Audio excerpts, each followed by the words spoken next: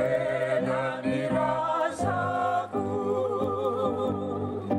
nafunjana diraku, bimalaga sikaraku, dirando masina, nuvala pali, manefifu kureyeti fakati, siapi saraka, imaraga simyaraka. Adito mitai, jitani naiti,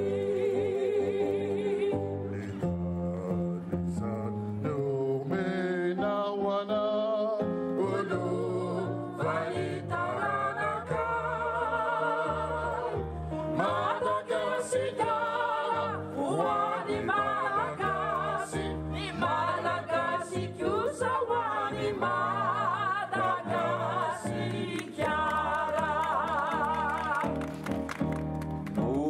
Musitani rasaku, sai navela ni rasaku, nafukanau ni ragu, rimada kasih caraku,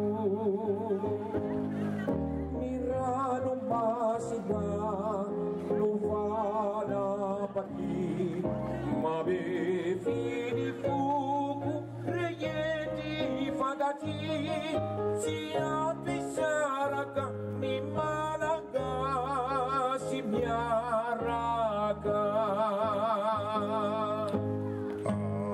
Adriyamani domitai, jitani naiti, Zainu menawana ulu valitanaka, Madagasi kara wali Malagasi, Malagasi kyusa wali Madagasi kara.